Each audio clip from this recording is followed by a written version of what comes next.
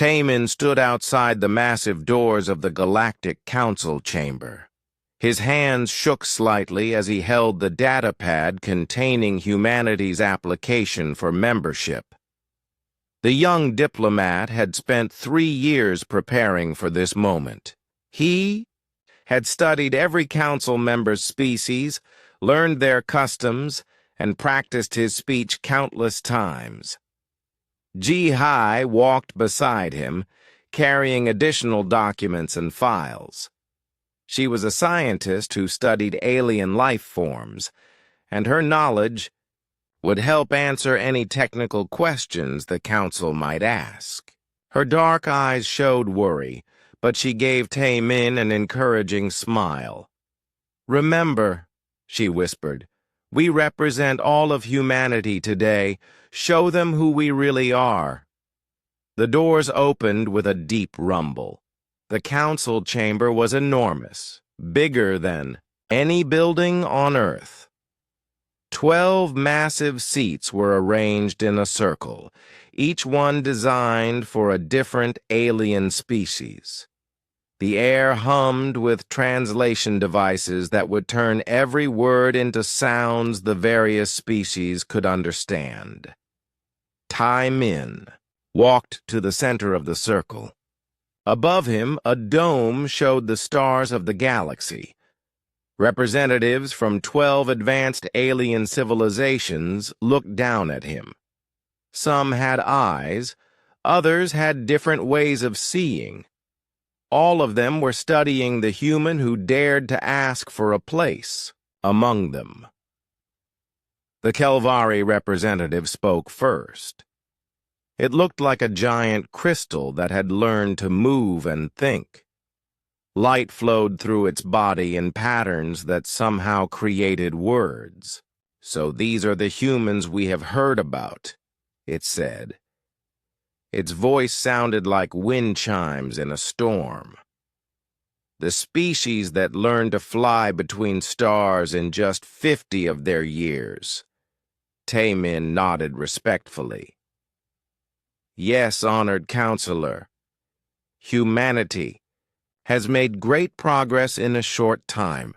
We have developed faster-than-light travel, established colonies on 17 worlds, and created peaceful contact with 6 other species." The Zarathi counselor made a sound like bubbling water.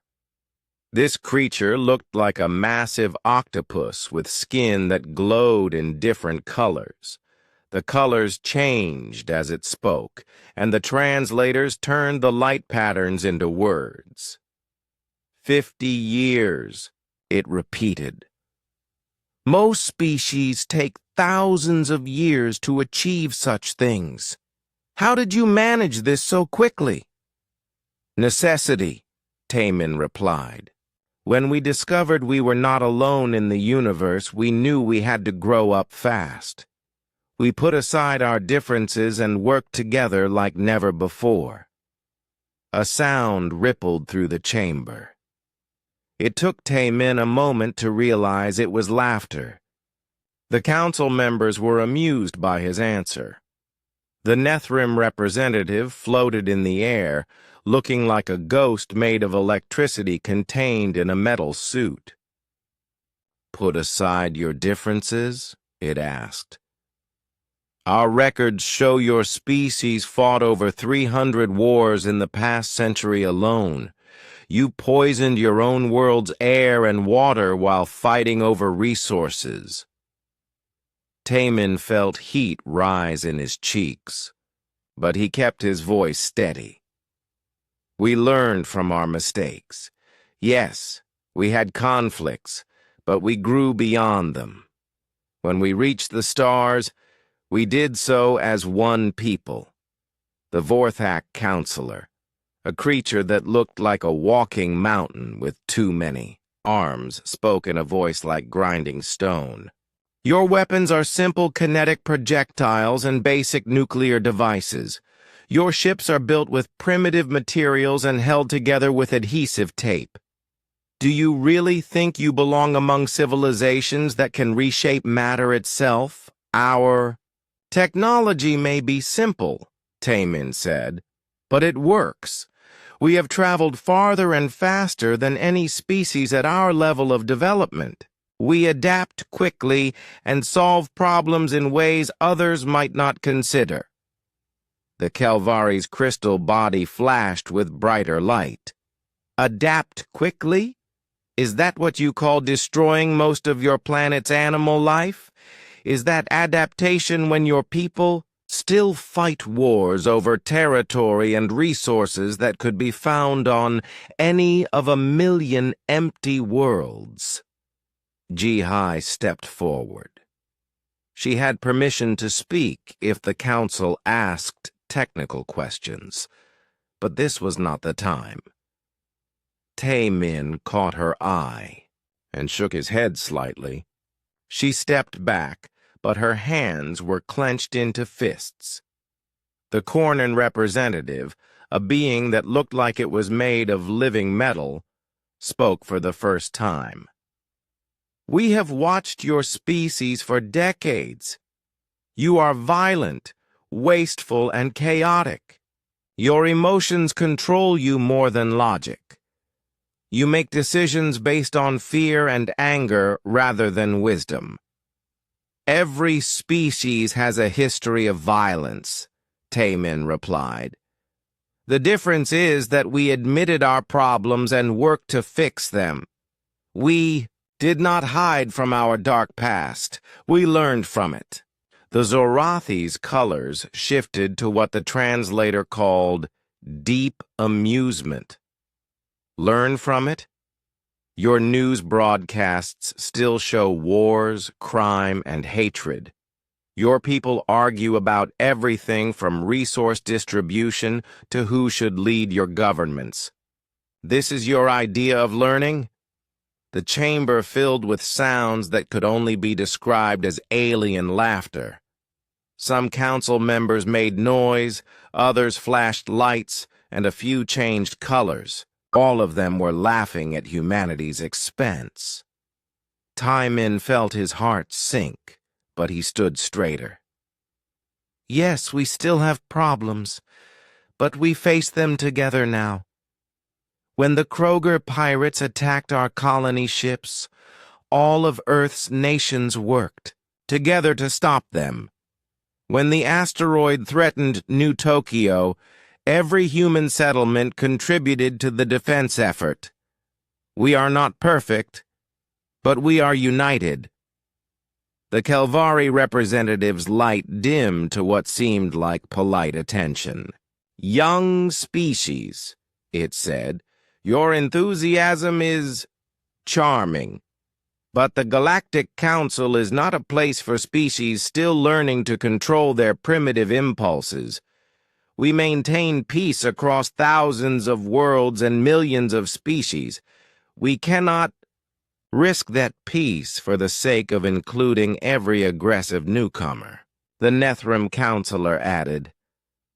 Perhaps in a few thousand years, when your people have developed true wisdom and restraint, you might be ready for the responsibilities that come with council membership.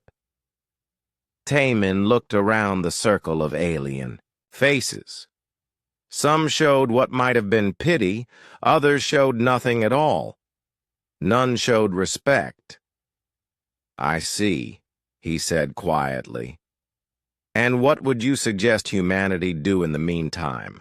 The Vorthak counselor made a grinding sound that might have been consideration. Observer status. You may watch council proceedings and learn from species more advanced than yourself. You may trade with council members and establish diplomatic relations. But you will have no vote in council decisions and no say in galactic policy. Observer status, Taemin repeated. It was better than nothing, but it felt like being told to sit in the corner while the adults talked. The Kelvari representative brightened again. Do not think of this as rejection, young human. Think of it as encouragement to grow. When your species has matured beyond its current limitations, we will gladly reconsider your application. Taemin gathered his documents and data pads. Ji-Hai moved to help him, her face showing the anger and disappointment he was working hard to hide.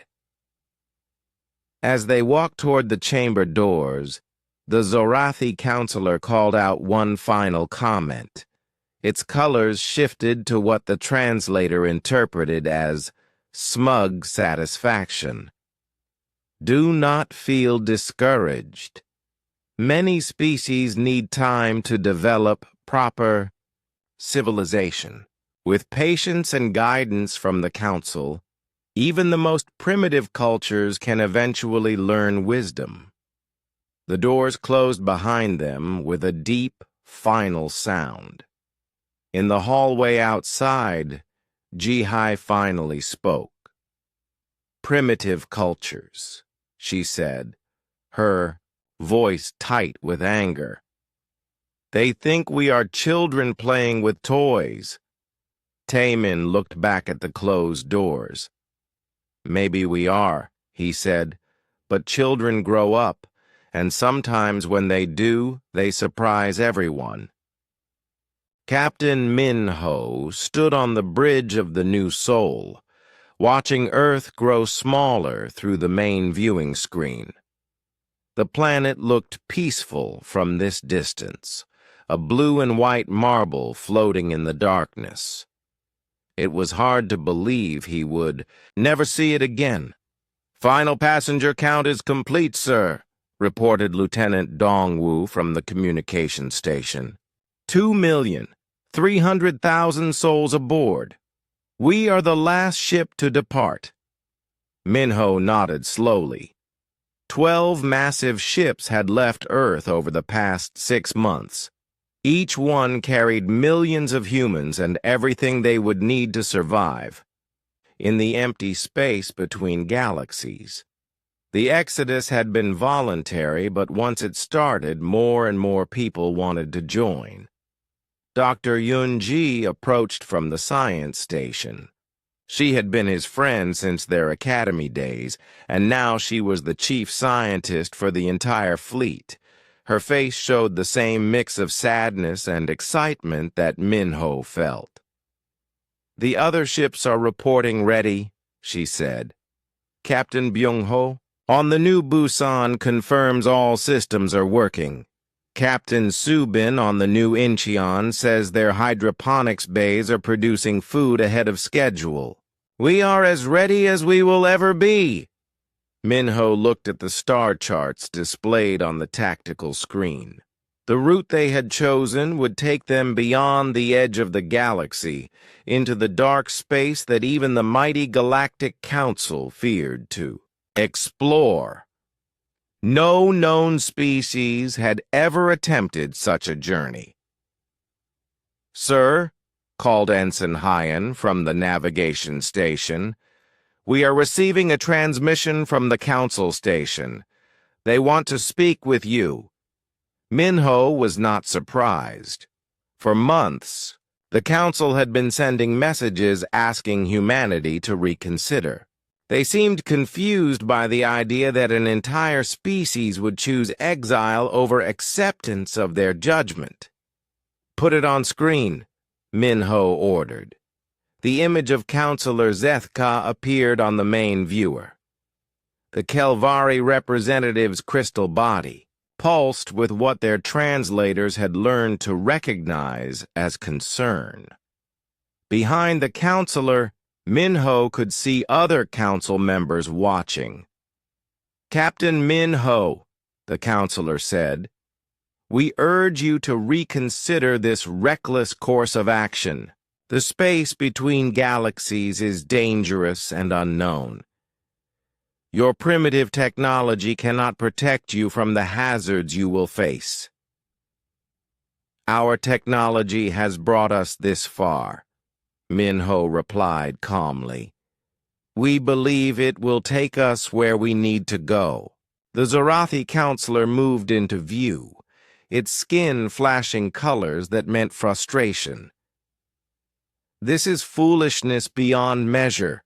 You are condemning millions of your people to death in the void. For what? Because we asked you to wait a few thousand years before joining the council? Minho felt anger rise in his chest, but he kept his voice level. You did not ask us to wait. You told us we were too primitive, too violent, too chaotic to exist among civilized species. You offered us the chance to sit quietly in the corner and watch while you made decisions about the galaxy. Observer status is an honor, protested the Vorthak counselor, its mountain-like form shifting forward. Many species have held that position for centuries before earning full membership. And how many of those species chose it freely? Asked Yunji, stepping beside Minho. How many were told they could speak but not vote, watch but not participate, exist but not matter? The council members exchanged glances. Minho realized they had never considered that question. Your safety is our concern, said the Nethrim representative, its energy form flickering with what might have been worry. The reports from deep space are troubling. Ships that venture too far from known space sometimes disappear. The void between galaxies may contain dangers we do not understand. Then we will learn to understand them, Minho said. Humanity has always grown stronger when faced with challenges others thought impossible. Counselor Zethka's crystal body dimmed. This is not a challenge, Captain. This is suicide. You are taking millions of people into an empty void where nothing can survive. Minho looked at the star chart again. The route was long and dangerous, but humanity had already survived things that should have been impossible. They had gone from horse-drawn carts to faster-than-light travel in less than 2 centuries. They had united a world that had been at war for thousands of years. They had built ships that could carry entire cities through space. Counselor, Minho said, 50 years ago, you rejected humanity because we were too primitive. You said we needed thousands of years to develop wisdom and restraint. But what if you were wrong? What if the qualities you called primitive are actually strengths you do not understand? Strengths! The Cornan counselor's metal form shifted in what looked like disbelief. You call violence and chaos strengths? I call adaptation and determination strengths, Minho replied. I call the willingness to face the unknown and make it known a strength. I call the refusal to accept limitations placed by others a strength. Yunji activated a console, and images appeared on the screen showing the 12 colony ships. Each one was a masterpiece of engineering, built not by one nation or one group, but by all of humanity working together. Look at what we built, she said. Every human government contributed. Every human scientist shared their knowledge. Every human engineer offered their skills. We did this not because we had to, but because we chose to. That is what you call primitive chaos. The council members were quiet for a long moment. Finally, Counselor Zethka spoke again. If you insist on this course, at least allow council, observers to accompany you. Let us document what happened so that other species can learn from your experience. Minho almost smiled. Even now, they thought of humanity as a learning experience rather than equals. Thank you, but no, he said. This journey is for humanity alone. We will learn what we can learn, become what we can become, and face what we must face. If we survive, perhaps we will meet again someday." "And if you do not survive?" asked the Zorathi counselor. Minho looked at Earth one last time. The planet was now just a point of light among many others. Soon even that would disappear. Then at least we will have tried to become something greater than what others thought we could be. He gestured to Ensign Hyun. "Cut the transmission and begin final departure sequence." The screen went dark. Around him, the bridge crew began the complex process of leaving known space forever. The new Soul's engines came online with a deep humming sound that Minho could feel in his bones. "All ships report ready for jump," announced Lieutenant Dongwu. "Take us into the dark," Minho ordered. The 12 ships of humanity's Exodus fleet engaged their faster-than-light drive simultaneously. In a flash of light that briefly outshone nearby stars, they vanished from Council space. Behind them, the Galactic Council watched empty space where the human fleet had been. For the first time in their long history, they had witnessed an entire species choose exile over acceptance of their judgment. In the council chamber, Wu Jin, the elderly human observer who had chosen to remain behind, felt tears on his cheeks. He was one of only a few thousand humans who had stayed in council space. They would serve as a reminder of what humanity had been. But as he watched the stars where his people had disappeared, Wu Jin wondered what they would become in the darkness between galaxies. The council thought they had seen the last of humanity. Somehow, Wu Jin suspected they were wrong. 300 years had passed since the human ships disappeared into the dark space between galaxies. In the Galactic Council chamber, the seats were mostly the same, though some had been replaced as species evolved or new members joined. The Kelvari were now beings of pure crystal light. The Zorathi had grown larger and more complex. The Nethrim had almost completely left physical form behind. Counselor Hyun Woo sat in the observer section where humans had once been allowed to watch but not participate. He was the great-great-grandson of Wu Jin, one of the few humans who had stayed behind when the Exodus fleet departed. The human population in council space had grown to about 50,000 over the centuries, but they remained observers only. Hyun-woo was studying reports that had been troubling him for months. Ships that traveled too far toward the galaxy's edge were experiencing strange problems. Some returned with crews who claimed to have lost days or weeks of time. Others came back with equipment that had aged decades while the crew remained unchanged. A few ships simply never returned at all. Dr. So Young, the Council's top expert on space and time physics, was presenting her findings to the Assembly. She was human, like Hyun-woo, but her family had also chosen to remain behind centuries ago. "Tayo, data is clear," she said, gesturing to holographic displays that showed the galaxy's edge. "Space itself is becoming unstable along our outer boundaries. Time flows differently in some areas. In others, the basic laws of physics seem to change without warning." The current Kelvari counselor, a being that looked like a small star contained in crystal, pulsed with concern.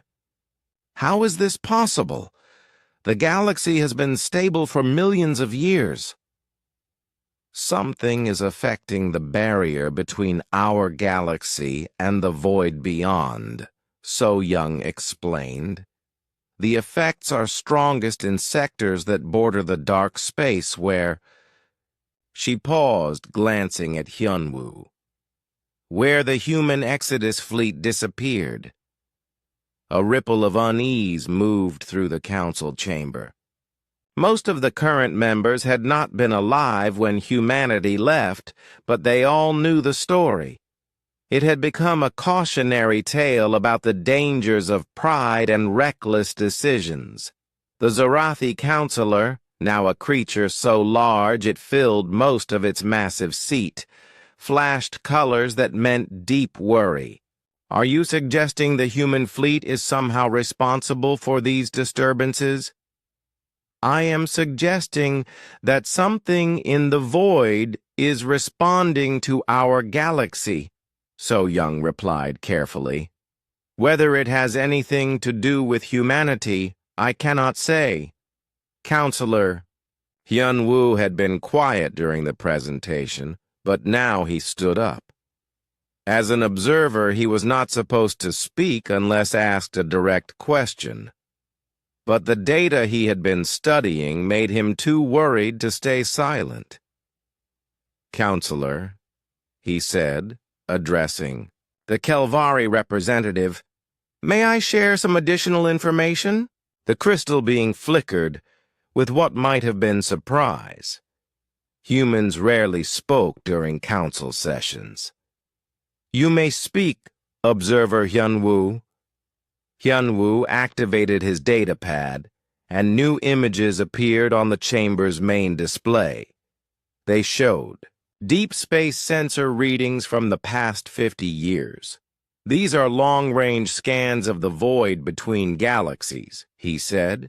"Most council members are not aware that we have been monitoring that region since the human fleet departed. The readings show structures." The chamber fell completely silent. Even the constant background hum of translation devices seemed to quiet down. "Structures?" asked the Vorthak counselor, its mountain-like form leaning forward. "What kind of structures?" "Large ones," Hyunwoo replied.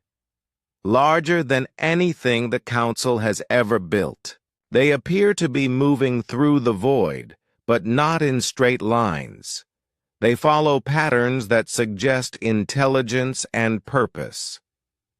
The Nethrim representative materialized more solidly than usual, its energy form taking on an almost physical appearance. "How long have you known about this?" "The first structures were detected 40 years ago," Hyunwoo admitted. "They were very far away and moving slowly. We thought they might be natural phenomena. But their numbers have increased, and they are getting closer." Dr. So Young looked at the data with growing alarm.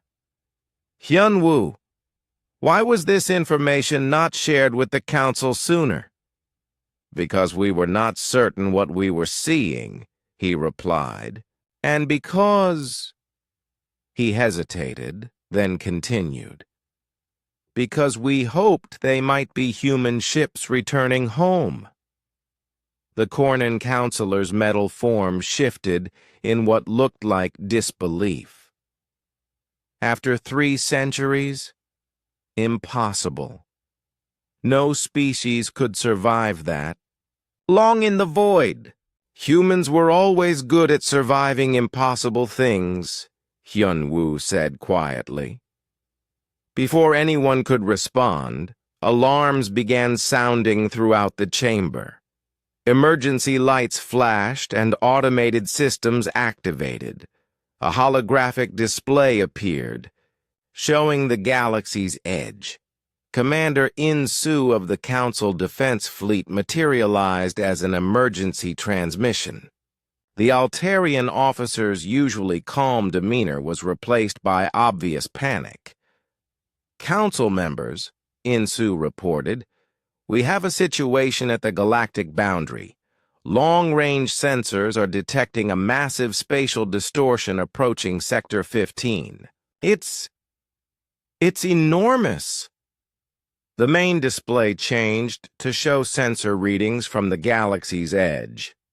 What they saw made several council members step back from their seats. A tear in space itself was opening along the boundary between their galaxy and the void. It stretched across several light years and was growing larger by the hour. Through the tear they could see something. "What is that thing?" whispered the Zorathi counselor.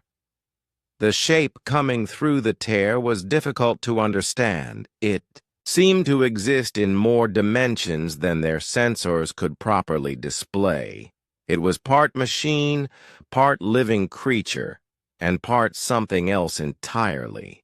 "It's feeding on space-time itself," So Young said, her voice filled with horror. "Every second it exists in our reality, it grows larger and stronger."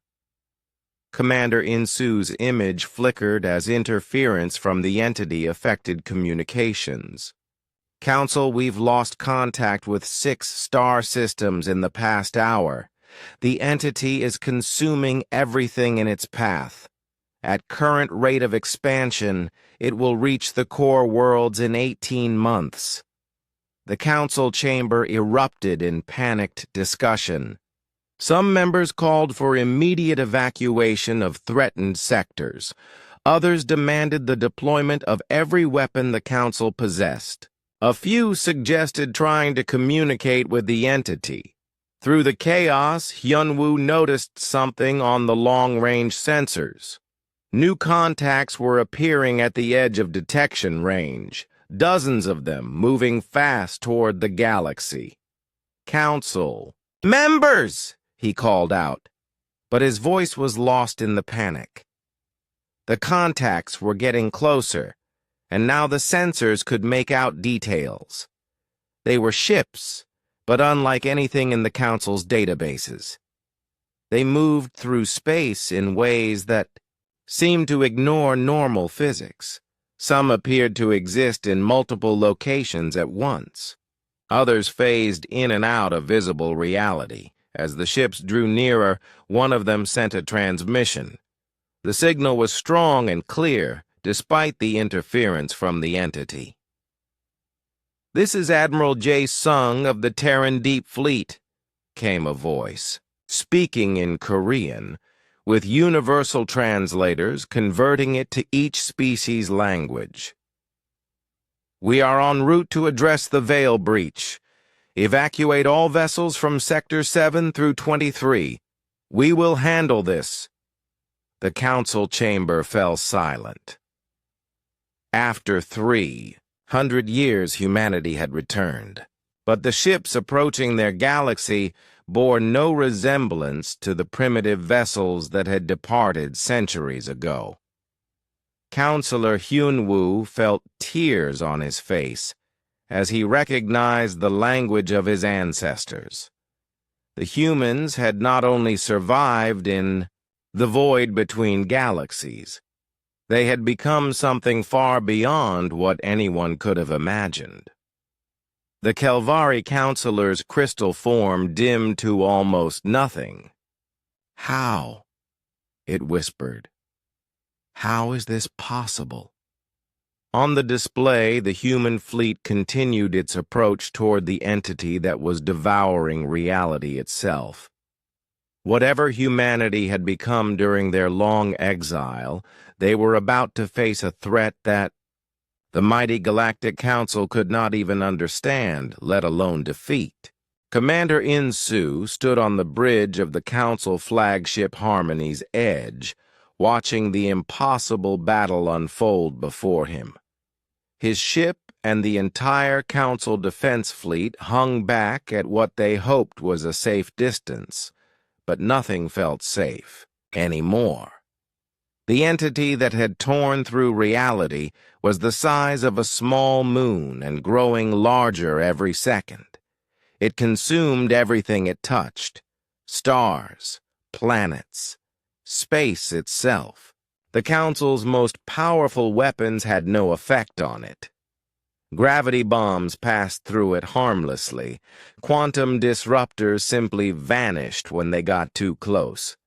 Reality anchors, the Council's most advanced technology, broke apart like toys. But the human fleet was different.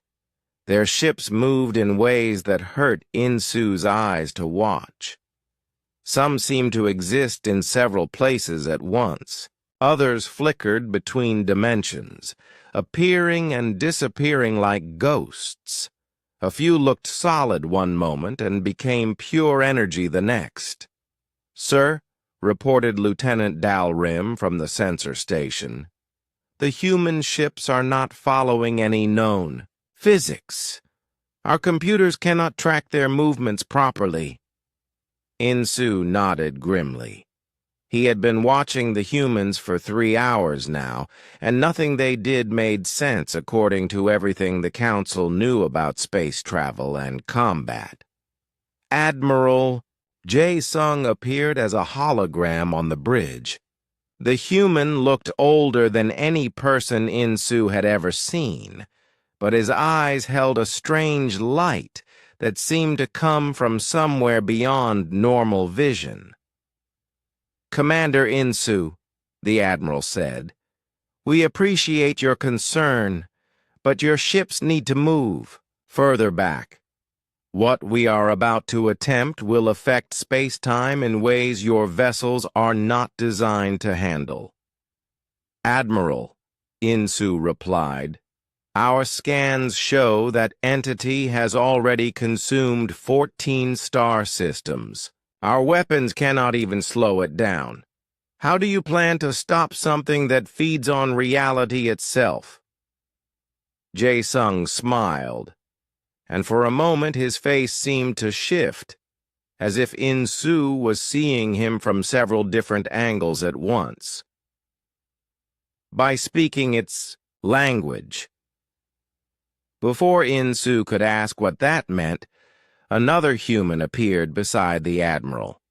This was a woman who introduced herself as Chief Scientist Mi Young.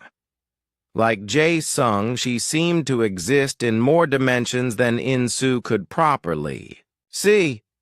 "Commander," Mi Young said, "the entity you call a threat is actually a lost creature. It comes from a place between realities where the rules are different. In its home dimension, what you see as destruction is simply how it moves and feeds." Insu felt his mind struggling to understand. "You mean it is not trying to destroy our galaxy?" "It does not even know our galaxy exists," Jae-sung explained. "To a being from the void between realities, our universe looks like empty space. It cannot see our stars or planets any more than you can see the air you breathe."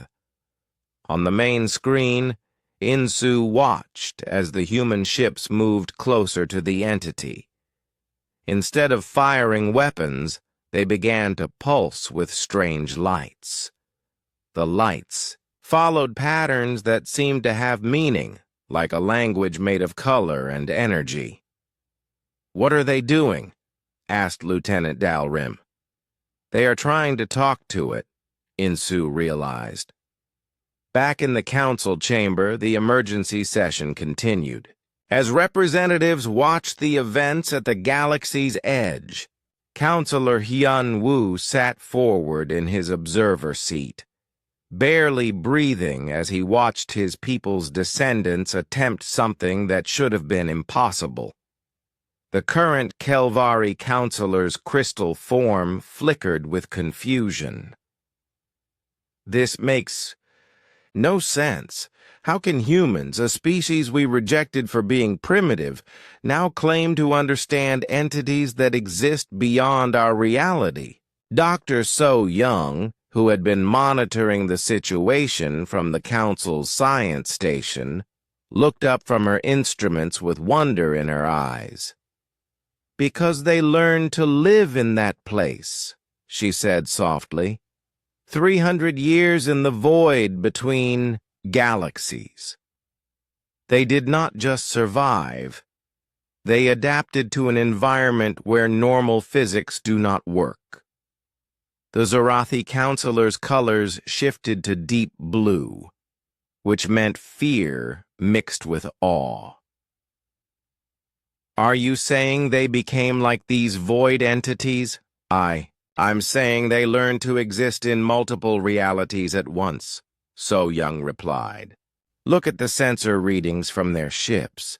They phase between dimensions as easily as we move through normal space. They have become something that can bridge the gap between our reality and the void. On the screen, the human communication attempt was having an effect. The entity had stopped growing and was beginning to pulse with its own lights.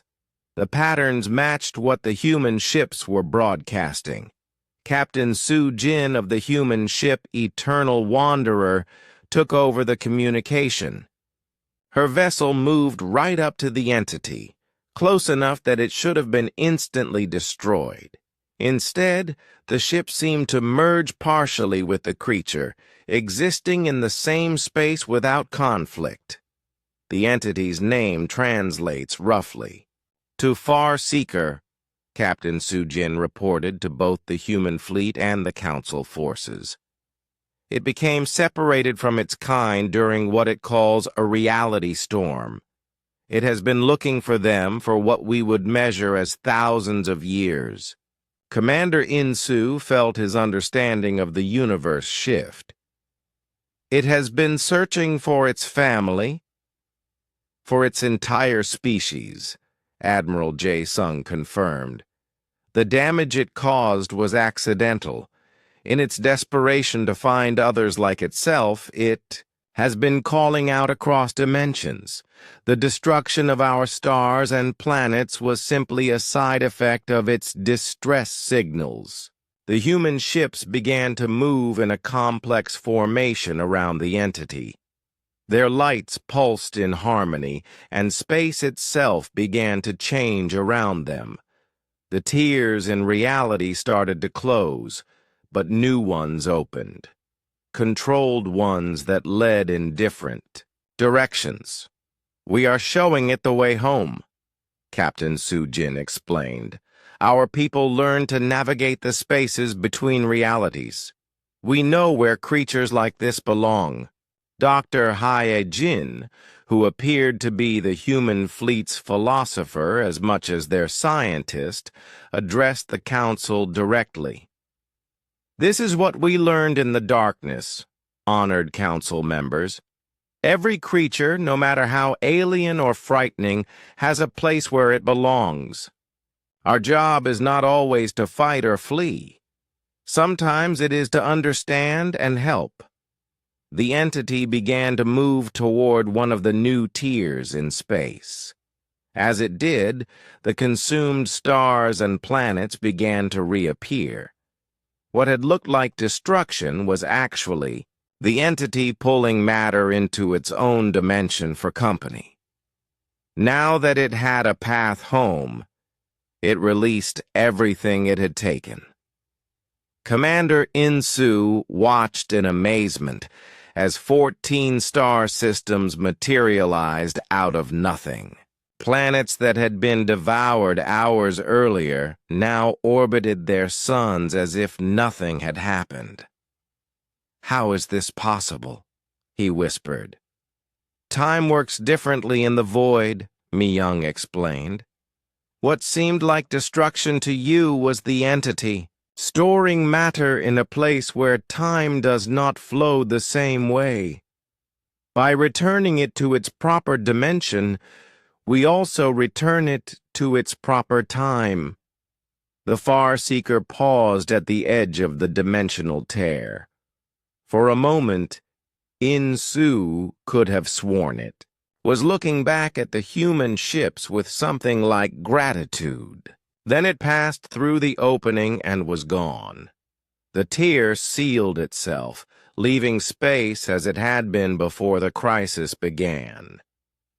The human fleet regrouped, their ships gradually becoming more solid and normal-looking as they moved away from the area where reality had been bent.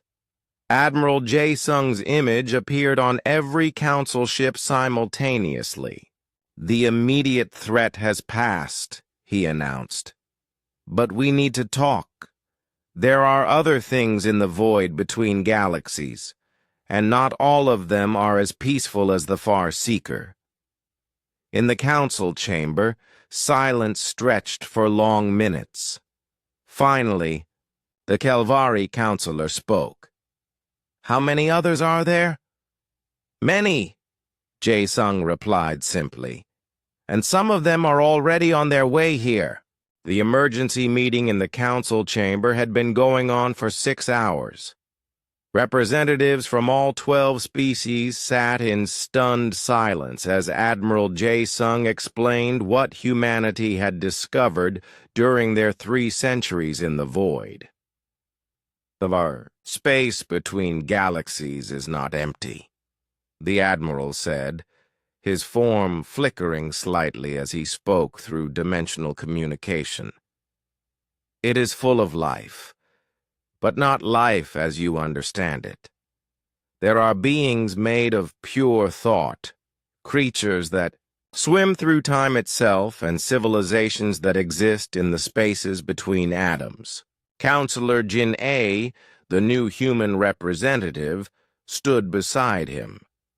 She was a descendant of the Exodus fleet, returned to serve as humanity's voice in the council. Like the Admiral, she seemed to exist in multiple dimensions at once, her shadow falling in directions that should not have been possible. "We learned to speak their languages," she continued. "We formed alliances with entities of living starlight and made peace with storms that had been raging since before your galaxy was born. But we also learned about the dangers that exist in the deep void."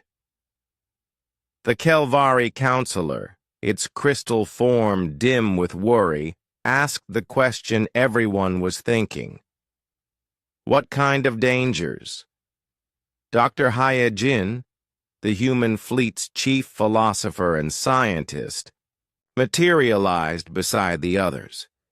She looked human, but her eyes held depths that seemed to go on forever. "There are things in the void that hunger for ordered reality," she explained. "They feed on the energy that holds universes together. Most of them are sleeping, but the Far Seeker's distress calls have awakened some of them." Commander In-Soo, who had been invited to observe the meeting, felt his blood grow cold. "How many are coming?" "3 that we know of," Admiral Jae-sung replied.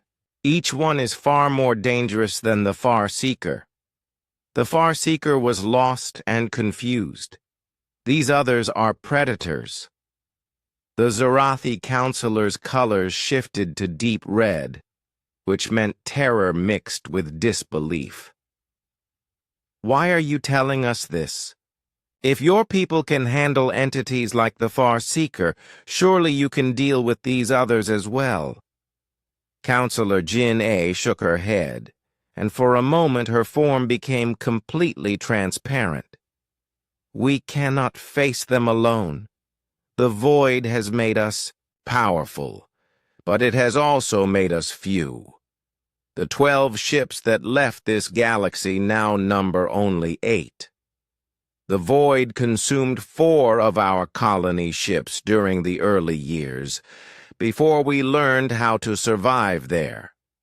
8 ships against 3 cosmic predators," the Vorthak counselor rumbled, its mountain-like form shifting uneasily. "What hope do any of us have?" "More hope than you think," said Captain Soo-jin as she appeared in the chamber. "But only if we work together.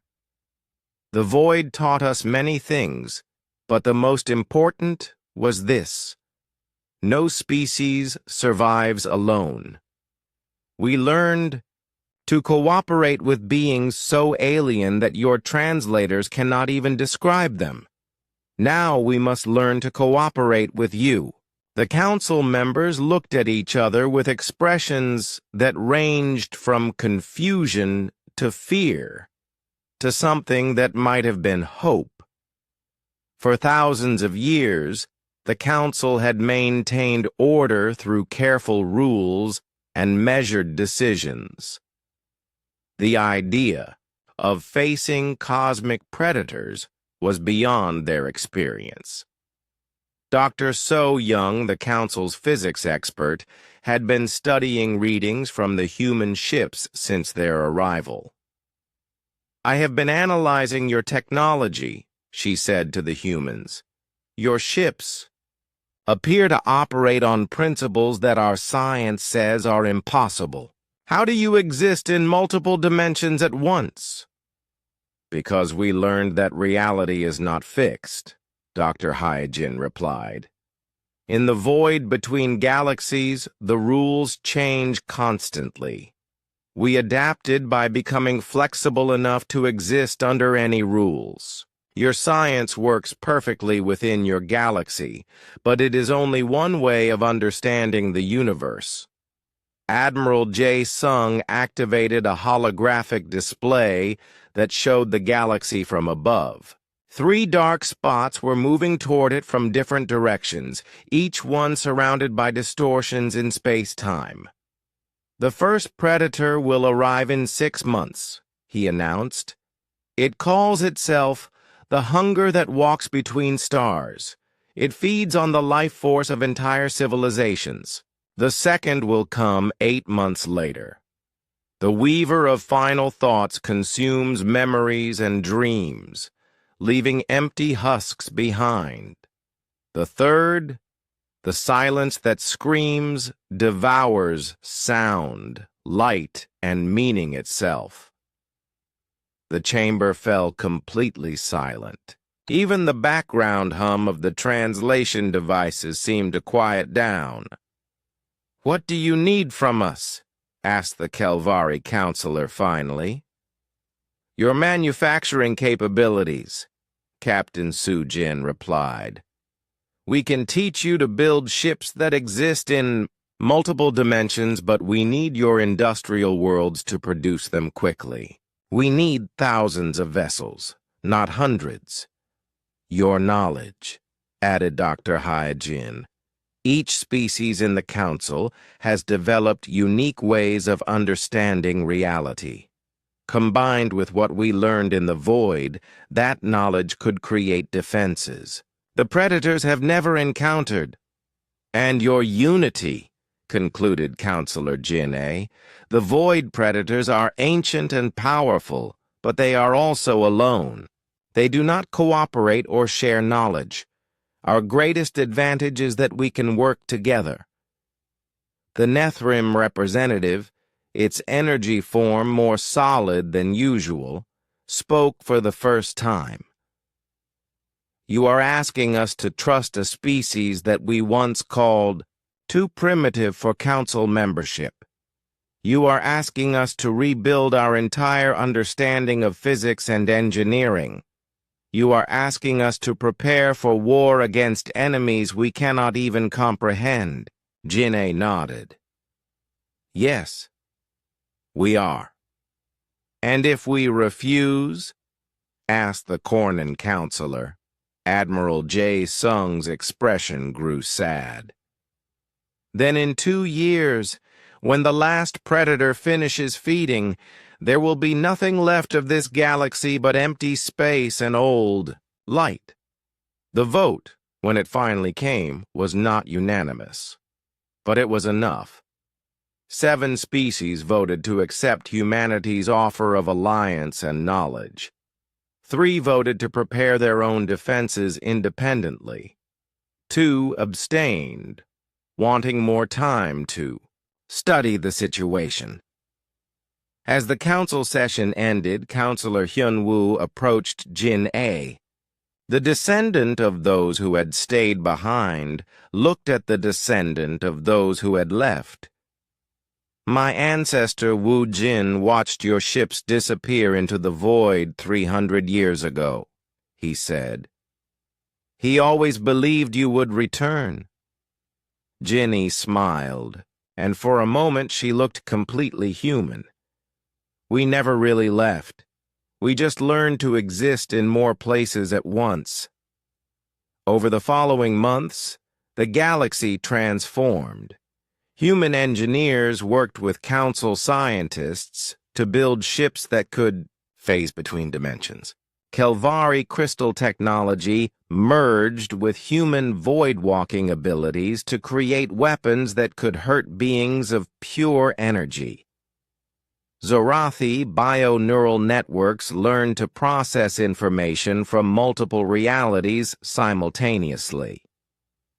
When the hunger that walks between stars finally arrived, it found not a helpless galaxy of separate species, but a unified fleet of impossible ships crewed by beings who had learned to think beyond the limits of single reality existence. The battle lasted 3 days and took place across 17 dimensions. When it ended, the hunger retreated back into the deep void, wounded and confused by enemies it had never encountered before. The Council had driven humanity away in mockery 3 centuries earlier. Now they stood together as equals, facing dangers that threatened all existence. And in the void between galaxies, ancient predators learned that sometimes the species you underestimate can become the ones who save you.